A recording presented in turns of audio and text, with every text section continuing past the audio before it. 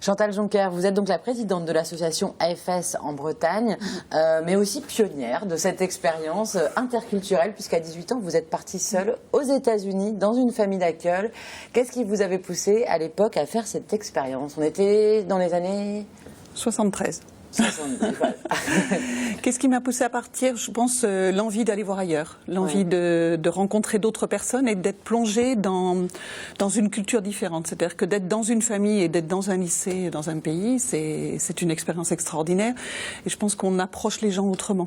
Et à cette époque, ça se faisait pas trop encore de partir si jeune, ou au contraire, on était peut-être plus cool? Non, il y avait moins de partants qu'actuellement. Bon, moi je suis partie, en plus, j'étais pas en France à l'époque, donc voilà.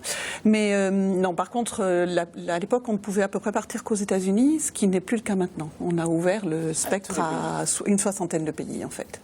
Johanna, vous partez justement à la rentrée prochaine en Norvège. Alors pourquoi ce pays-là? En fait, j'ai pas trop, j'avais pas décidé dès le début que ce serait la Norvège. En fait, j'avais envie de partir déjà pendant un an. Ça, c'était vraiment ce que je voulais. Et j'ai vu, je m'y suis pris un peu à la dernière minute.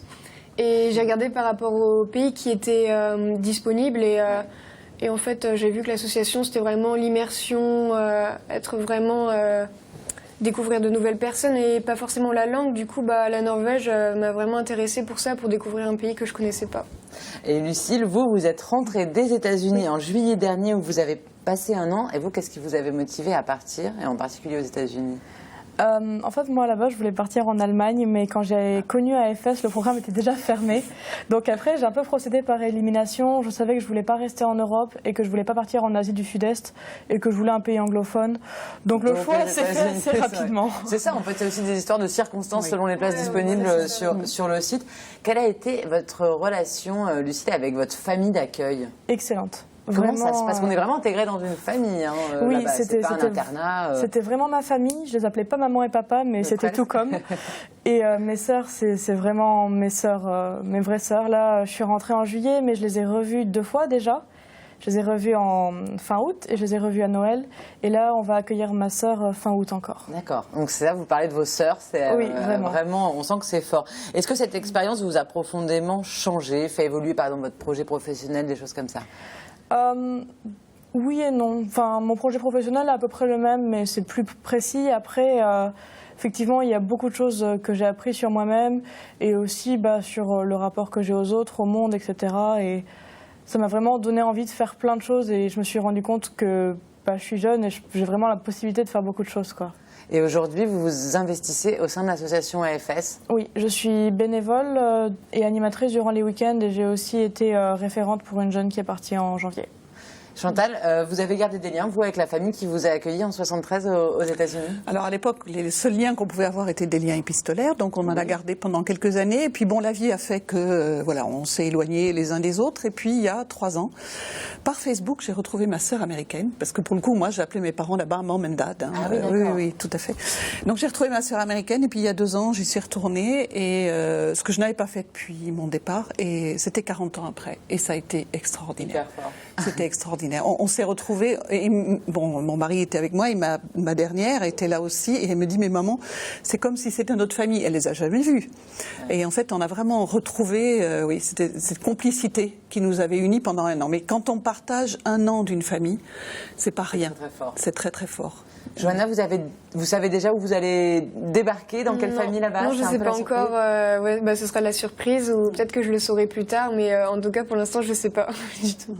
Alors, Chantal, vous, après cette expérience, vous êtes investie au sein de l'association AFS. Vous avez même accueilli à 3 reprises des étrangers chez vous, parce que ça marche dans les 2 sens. Oui. Et c'est pas une obligation. C'est pas parce qu'on envoie son enfant là-bas qu'on reçoit un effectivement, c'est pas une obligation. Après, il faut savoir que le système ne fonctionne que parce qu'il y a des familles bénévoles, parce que les familles d'accueil sont bénévoles, et on y tient vraiment très fort. C'est parce qu'il y a des familles bénévoles qu'on peut faire marcher les échanges. Donc voilà. Mais ça coûte quand même. Enfin, c'est pas complètement gratuit pour la famille qui envoie son enfant là-bas. Ah non, c'est un coût. Par ailleurs, on a des bourses internes à l'association, et c'est vrai qu'on a un système de bourse en fait qui permet à des jeunes de partir, même s'ils ont des revenus modestes. Mais c'est vrai que l'État, ou en tout cas on n'a pas de financement par ailleurs. Donc les financements sont seulement ceux des parents. Voilà. Mais les familles familles sont bénévoles et on y tient parce qu'on ne souhaite pas du tout que ça devienne un job en fait comme en Angleterre ou en Irlande où on accueille plusieurs jeunes à la fois. Voilà. Lucille, vous avez suivi donc les cours toute une année aux États-Unis. Vous êtes bilingue? Oui. Actuellement, du coup. Et vous, Johanna, la barrière de la langue en Norvège vous fait pas peur ou comment ça va se passer? Ça va être en anglais? Je pense qu'au début ça va être très difficile, mais après je sais que là-bas ils parlent très bien anglais. Du coup, ce sera un peu la langue de transition, je pense, et il faudra vraiment que j'apprenne le norvégien, ça, il n'y a pas de secret. Du coup, au début ça va être difficile, mais après je pense ça ira. Donc c'est ce que vous redoutez un peu pour l'instant, sinon Ouais, vous attendez que du plus. Ouais, Lucille, s'il y a eu un moment difficile ou la chose qui était le plus difficile dans cette année un peu coupée de la famille? Alors, c'était le temps. J'étais au nord des États-Unis. C'est-à-dire que la Bretagne, quoi. C'est-à-dire qu'en octobre, il faisait très très beau, puis novembre, d'un seul coup, il faisait -20. J'ai eu beaucoup de mal à m'adapter. Donc, hormis le temps, c'est que du bonheur, ces expériences à l'étranger. Merci beaucoup, mesdames. On retrouve toutes les infos sur l'association AFS via notre site www.tbo.bzh.